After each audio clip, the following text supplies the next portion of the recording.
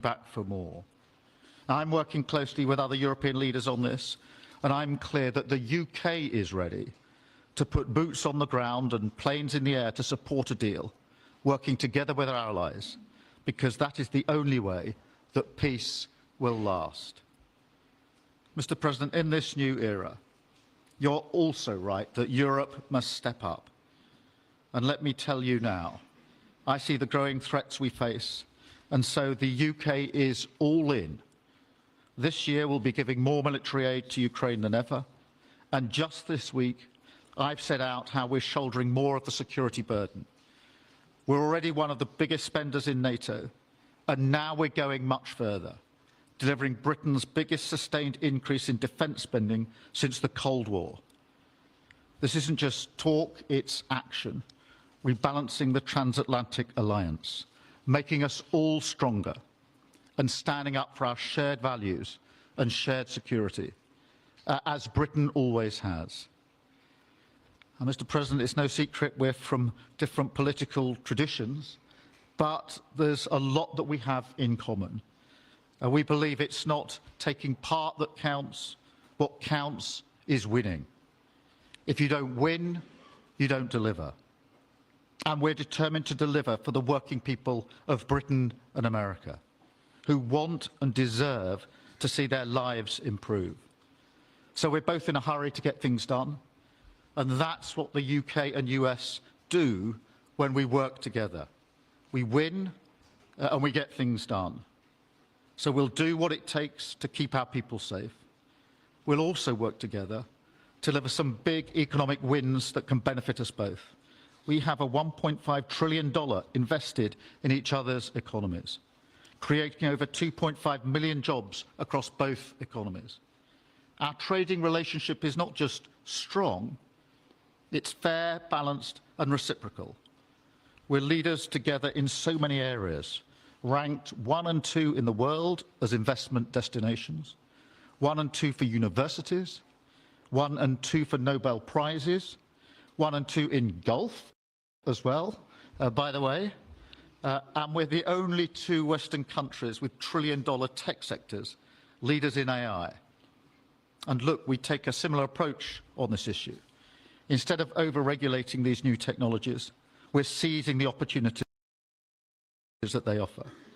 So we've decided today to go further, to begin work on a new economic deal with advanced technology at its core. Look, our 2 nations together shaped the great technological innovations of the last century. We have a chance now to do the same for the 21st century. I mean, artificial intelligence could cure cancer. That could be a moonshot for our age. And that's how we'll keep delivering for our people. There are so many opportunities. Keep our nation strong and fulfill the promise of greatness that has always defined this relationship. Finally, to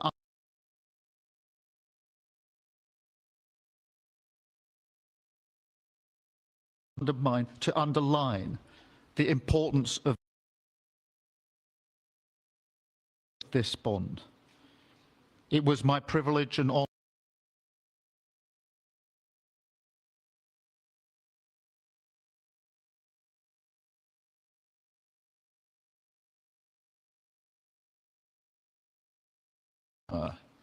to bring a letter with me today from His Majesty the King, not only sending his best wishes, but also inviting the President and the First Lady to make a state visit to the United Kingdom, an unprecedented second state visit. This has never happened before. It's so incredible, it will be historic. And I'm delighted that I can go back to His Majesty the King and tell him that President Trump has accepted the invitation. So thank you. Our teams will now work together to set a date, and we look forward to welcome you in the United Kingdom. Thank you once again. Thank you very much. What a beautiful accent. I would have been president 20 years ago if I had that accent. Thank you very much. Okay, let's see here. Go ahead, please. President. Earlier today, you told me that you believe that foreign countries pay tariffs, but Americans who are concerned about higher prices believe, as most people do, that they're paid by consumers and importers when they import things into this country. Can you explain how you came to this belief that foreign governments are paying tariffs? And for the Prime Minister, did you discuss with President Trump his repeated statements of desire to annex Canada? And has the King expressed any concern over the President's apparent desire to remove one of his realms from his control? So I'll go ahead. The first part, the tariffs are necessary because we've been treated very unfairly by many, many countries, including our friends, friend and foe. But we've been treated very unfairly in trade at levels that nobody's really ever seen before, and especially under the Biden administration, they really took advantage of the United States. I put massive tariffs on China during my 4 years. We had the best economy in the history of our country. Probably the best economy, maybe the best economy in the history of the world. And I used tariffs to even things up.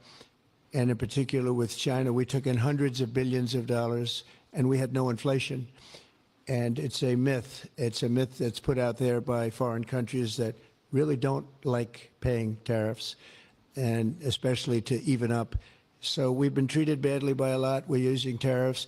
And I find, and you just have to look at the numbers, but I find that it's not about inflation. It's about fairness, and the inflation for us has not existed, and I don't think it's going to exist. We're going to bring our car industry back. We're going to bring our chips back. We're going to bring so many things back to our country, including pharmaceuticals and drugs.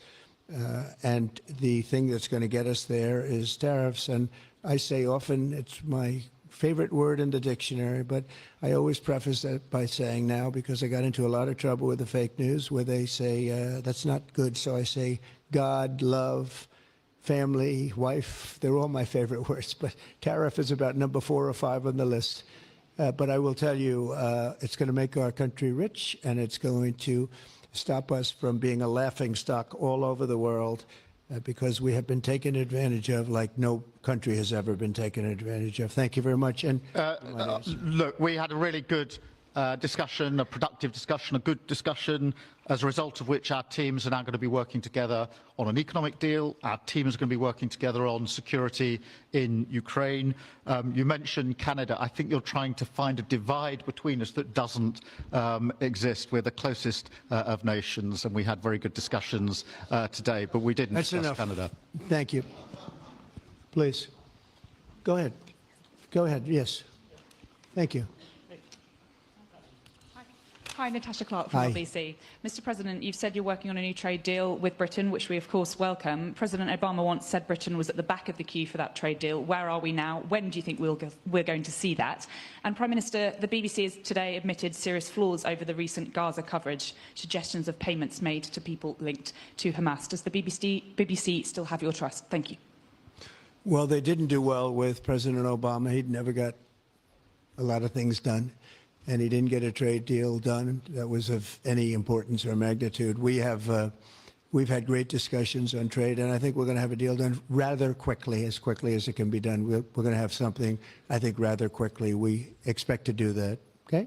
Please. On the BBC, look, I've been concerned about the programme in question. The Secretary of State had a meeting with the BBC. I think it was yesterday, could have been the day before. Thank you. Jeff, go ahead. Thank you, sir. Pardon me. Mr. President, do you support Article 5 of the NATO treaty? And are you concerned that it might be triggered if European peacekeeping forces end up in Ukraine? I support it. I don't think we're going to have any reason for it. I think we're going to have a very successful peace, and I think it's going to be a long-lasting peace. And I think it's going to happen hopefully quickly. If it doesn't happen quickly, it may not happen at all. And we want it for 2 reasons. Number one, I want to see on a humane basis, I want to see soldiers stop getting shot, because largely it's soldiers now. Towns have been obliterated. but it's largely that. And I don't want to pay billions and billions and billions of dollars, nor does the Prime Minister or anybody else, on a senseless war that should have never happened. And we're going to get it taken care of. But I think it's going to be a peace that's going to be long-lasting. Do you have a question for the Prime Minister? Thank you. Mr. Prime Minister, you were asking the President today about a backstop for Europe if the peacekeeping force ends up in Ukraine. Did you feel like you got a satisfying answer for yourself and for Europe? And Mr. President, if you want to comment on that as well, please do. Yeah, I thought we had a very productive discussion. Obviously, as the President says, the deal has to come first. But yes, our teams are going to be talking about how we make sure that deal sticks, is lasting and enforced. So our teams will be talking about that. Okay. Please, Blue. Mr. President, some experts think it could take more than a decade to mine the precious minerals from Ukraine. How much should the U.S. expect to receive, and when do you expect to see that come to fruition? Well, we're never going to know that answer, but by our being in Ukraine and doing the exploration and also the digging and taking the rare earth, which we need in our country very badly, we'll be doing a substantial amount of work, probably about at least what we have in there, and we hope to be able to do that. You never know when it comes to that. You know, you dig and maybe things aren't there like you think they're there, but we'll be spending a lot of time there. It'll be great for Ukraine. It's like a huge economic development project, so it'll be good for both countries. Okay? Please. Prime Minister, excuse me, Prime Minister, you've talked about putting British soldiers' boots on the ground in Ukraine in the event that President Trump succeeds with his peace deal. But can you do that without a firm assurance that America will have our back in the form of some kind of security guarantee were Putin to breach that agreement? And Mr. President, tomorrow you're seeing President Zelensky to sign this deal on minerals and energy that could be hugely important to the United States. Will you take the opportunity to apologize to him for calling him a dictator while praising Vladimir Putin, who is a dictator? Well, Robert, let me start by saying I've been really clear today and previously that I think that European countries, including the United Kingdom, need to step up in our own defence and security. We've been doing that in recent days. You saw the announcement we made on spending just the other day. In addition to that, I've made it clear that the United Kingdom will play its full part in ensuring that if there's a deal, and we hope there is a deal in Ukraine, that is a lasting deal that sticks. And we're obviously working with other European countries on that, France and NATO in particular. But I think I'm hosting 18 countries on Sunday to further our discussions. You heard from the President this morning that, you know, as historically has always been the case, we have each other's backs. And today we've been talking about the deal, how that will be a lasting deal, and coming out of this, our teams will now be talking in detail about that. And I think we're going to have a very good meeting tomorrow, 11 o'clock, and I think we're going to have a very good meeting tomorrow morning. We're going to get along really well, okay? We have a lot of respect. I have a lot of respect for them. We've given them a lot of equipment and a lot of money, but they have fought very bravely, no matter how you figure it. They have really fought. Somebody has to use that equipment, and they have been very brave in that sense. Yeah, please, go ahead. Ceasefire deal is nearing an end this Saturday, and there's been some worry that phase 2 might never get there. Do you believe that phase 2 of the ceasefire in Gaza will come to fruition? And have you spoken to Netanyahu about it?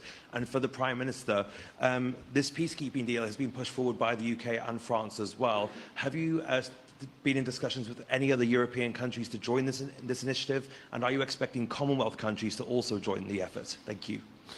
So we're working very hard in the Middle East and Gaza and all of the problems, and it's been going on for years and years and centuries and centuries. It's a tough neighborhood, but it could be a very beautiful neighborhood, and I think we're going to come up with some pretty good solutions. But phase one is almost complete. We've had some people that have been very seriously injured, very seriously hurt, both physically and mentally. They've come out of there and some of them in very, very bad shape. It's shocking. Many young people aren't in bad shape. Young people are strong, healthy. They don't die. People have come out dead, young people and old people. It's a rough situation, but I think we're going to make it much better, and I think that we've had a huge impact on that since we've been in just the 4 weeks. I think we've had a huge impact on Gaza, the Middle East, and we have some pretty good talks going on concerning lots of other people that are going to make it better. So we'll see what happens. Nobody really knows, but we'll see what happens. But I think we've had a very positive impact. Prime Minister? Yeah, on the question of the European countries, yes, I've spoken to a number of countries, particularly in the last few weeks. We had a meeting in Paris last week. I've got a meeting on Sunday with 18 countries to further our discussions. Obviously, we've been talking quite intensely to our French colleagues and to NATO, but to other countries as well, because, as I say, I think it's important for European countries, including the United Kingdom, to step up and do more in the defence and security of Europe and our continent and the United Kingdom, and we'll do so. Well, we're talking to a number of other countries. Thank you. Yes, in the red, please. Pink red, flaming red. Is it me or her? Go ahead. Okay, thank you, Mr. President. A question on Ukraine. Number one is, if you're not considering the security guarantees, are you open to other forms of, for example, intelligence cooperation with Ukraine? And Mr. Prime Minister, President Trump has proposed a plan for Gaza. Does this fit into the two-state solution that the UK held for a long time? Do you see it fit into your general Middle Eastern strategy? Thank you so much. Yeah, thank you very much. We're open to many things, but before I even think about that, that's almost pleasant to think about because that would mean that peace has been arrived at. We have to arrive at that peace. And, you know, you went 3.5 years with an administration that never even really had a meeting. They didn't have a meeting on peace. And there was no prospect of peace. I think, frankly, Russia wanted to go through the whole long deal. I don't think they do anymore. I don't think they do. We had a very big impact on that whole situation. But I don't like talking about phase two until I get phase one. Phase one is I have to make peace. And we have to get Russia to agree. We have to get Ukraine to agree. And I think we will, I think we've come a long way. I believe we're going to get it done. I wouldn't say that if I didn't think so. And I think it will be very important, very historic, and we're going to save a lot of lives. On the question of Gaza, the last few weeks of the ceasefire have been very impactful, and for me, there are two images that I remember more than any other. The first is Emily Damari, who is British, being reunited with her mother. You may remember she had her fingers missing after what she endured. That was an incredible moment. I'd spent a lot of time with her mother whilst she was held captive, and her mother went through absolute torture. The other image was thousands of Palestinians marching through rubble, trying to return to their communities and their homes. So we have to do everything we can to ensure that the ceasefire continues, so that more hostages can be returned, so that aid can be brought in that's desperately needed. We need to allow Palestinians to return and to rebuild their lives, and we must all support them in doing that. And yes, I believe that the two-state solution is ultimately the only way for a lasting peace in the region. And think of that, she came home with her fingers and part of her hand blown off. That's terrible. How bad does it get? And we had others that came home in much worse shape than that. Yeah. It's a terrible situation. Please, yes. Thank you. Mr. President, did our Prime Minister persuade you not to put tariffs on the UK? And if I may, Prime Minister, Do you think that Vladimir Putin is a man who will keep his word? Thanks. He tried. He was working hard, I'll tell you that. He earned whatever the hell they pay him over there. But he tried. I think there's a very good chance that in the case of these two great friendly countries, I think we could very well end up with a real trade deal where the tariffs wouldn't be necessary. We'll see. But he earned whatever they pay him. He earned today. He was working hard at lunch, and I'm very receptive to it. I think in all fairness, in all seriousness, I think we have a very good chance at arriving at a very good deal. JD and Scott and Howard, all the people are working on it, and I think we have a good chance at arriving at a deal that could be terrific, really terrific for both countries. Okay? Thank you. On the second part of the question, I think my views on Putin are pretty well rehearsed and pretty well known. My concern is that if there's a deal, and I hope there is a deal, that it must be a lasting deal, that it's not a temporary measure. And that is why I think it's really important that Putin knows that this deal, a historic deal, which I very much hope comes about, is there, and it's a lasting deal, and that we're able to deal with any inclination he has to go again or go further. I think we'll have two deals. I think we'll have a deal on ending the war, and I think we're going to end up with a great trade deal with you. And it's an honor to be with you, and I want to thank everybody very much. Thank you very much. Thank you. Thank you very much. Thank you.